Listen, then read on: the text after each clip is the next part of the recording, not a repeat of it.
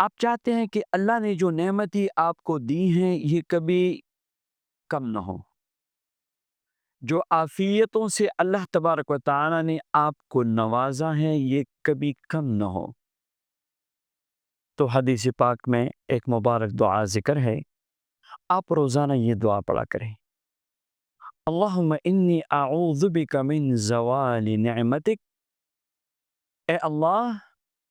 میں تیری نعمت کے زائل ہونے سے تیری پناہ مانگتا ہوں، وتحول عافیتک، اور تیری دی ہوئی عافیت کے پھر جانے سے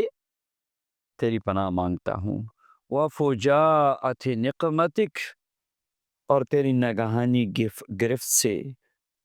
وجمیع سخطک، اور تیری ہر قسم کی ناراضگی سے۔ دوبارہ سن لیجیے، اللہم انی اعوذ بک من زوال نعمتک وتحول عافیتک وفجاءت نقمتک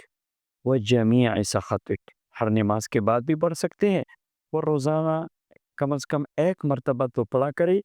تو انشاءاللہ اس گھر پہ عذاب بھی نہیں آئے گا، اللہ کی ناراضگی سے بھی حفاظت ہوگی، اور اللہ کی نعمتی بھی انشاءاللہ قائم و دائم رہے گی۔